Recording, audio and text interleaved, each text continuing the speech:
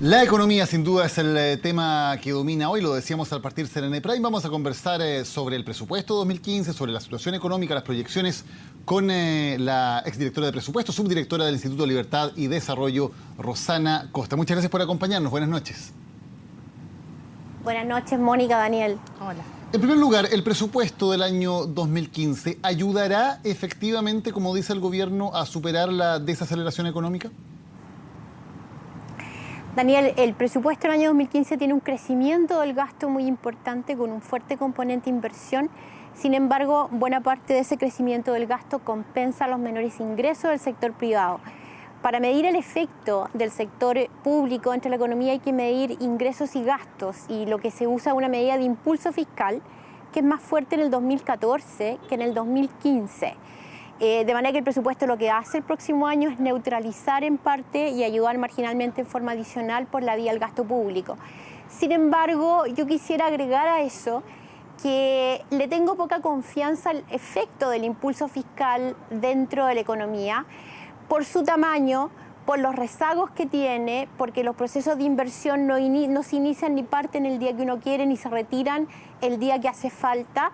De manera que aquí lo que más importa es trabajar juntos por restablecer una agenda de confianza y hacerse cargo de la menor rentabilidad que experimenta la economía por efecto de la reforma tributaria, que ya es un dato, y de otras reformas que vienen en camino y que se están anunciando. Ahora, en ese contexto también, este presupuesto, ¿cree usted que, dada la desaceleración, está bien calculado? Me explico, ¿está financiado?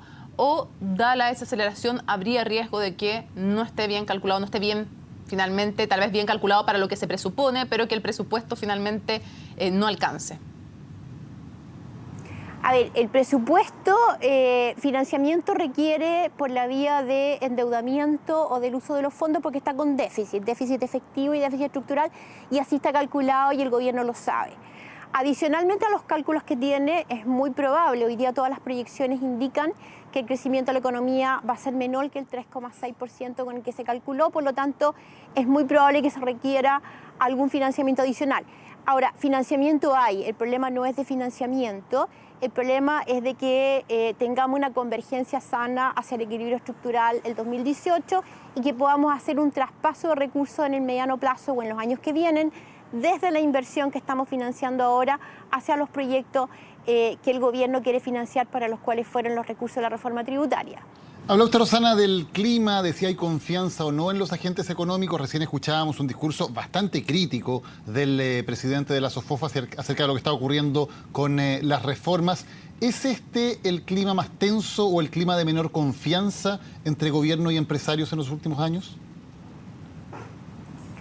Es difícil, sobre todo cuando uno lo vive se ve muy tenso. Hoy día hay diferencias importantes, pero lo que hay que entender, que más allá que el clima tenso, lo que uno quiere, lo que uno refleja con el clima tenso es que cuando una persona invierte, espera una rentabilidad. Y en esa inversión hoy día, cuando la evalúa, está sumando una serie de riesgos adicionales que hacen que esa rentabilidad neta sea más dudosa y tiene paralizadas decisiones de inversión.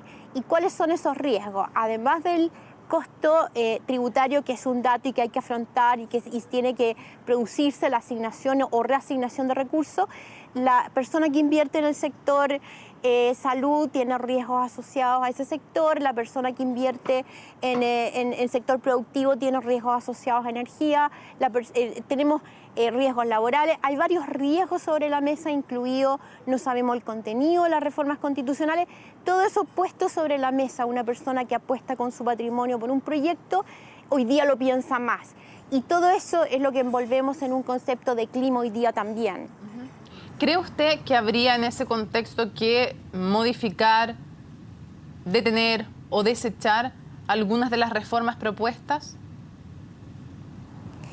Yo creo que hay que darse los tiempos para una discusión de cada una de esas reformas y para entender y converger y despejar los escenarios de duda. Si se va a apostar por algunas de ellas, apostemos por algunas de ellas, pero despejemos riesgo innecesario, digamos, hasta dónde va, y tengamos una sana conciencia de los costos que eso tiene.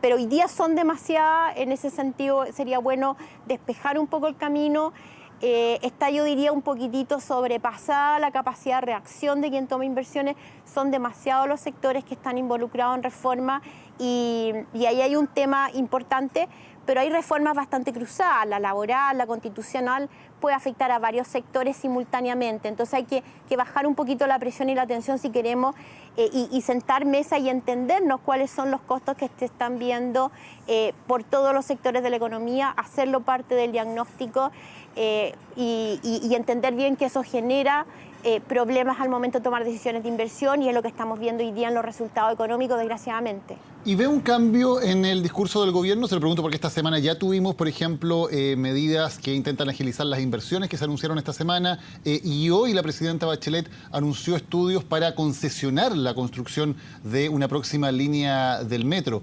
¿Son cambios en el discurso del gobierno hacia el empresariado y hacia la inversión privada? A ver, son señales de inversión, diría yo. Yo no sé si es cambio en el discurso, porque habría que ver cómo se concretan y sigue estando, yo me refería a los riesgos de inversión que está tomando cualquier persona cuando ve un proyecto nuevo, están sobre la mesa y continúan. Entonces hay que concretar, hay que ver eso cómo se concreta. Y ojo que una situación como la que estamos viviendo hay que hacerse cargo bien del diagnóstico, porque la inversión pública no cambia ese diagnóstico. Lo que necesitamos aquí es aquietar los riesgos innecesarios. Brevemente, para terminar, sí se materializan todas las reformas planteadas que se dice se están haciendo en pro de una mayor igualdad. ¿Usted cree que después de este gobierno, si se hacen esas reformas, Chile va a ser más o menos desigual? Yo creo que tengo poca confianza que por esta vía podamos lograr más igualdad. La verdad es que los recursos a la reforma educacional por la vía tributaria dificultan que generen esa más igualdad, más bien apuntan a oportunidades. Creo que se puede hacer de una manera, además, que no genere freno al emprendimiento. Al revés, yo creo que uno puede tener un sistema educacional de mucha calidad con emprendimiento, con sector privado activo y solucionando los problemas puntuales que se quieran solucionar sin cerrar la opción de que abran nuevos establecimientos, de que exista emprendimiento. Yo creo que el objetivo final es concordante, los pasos intermedios, los subobjetivos están generando una polémica que dificulta que llegue al resultado. Tú no logras aumentar el tamaño de la torta sin emprendimiento, sin la fuerza de todo, con riesgos innecesarios, y ese es el gran temor y la gran aprensión que puede haber si seguimos sin sopesar esos efectos también. Rosana Costa, muchas gracias por haber conversado hoy con Serena Prime. Buenas noches. Un gusto haber estado con ustedes. Buenas noches. Hacemos una pausa y regresamos.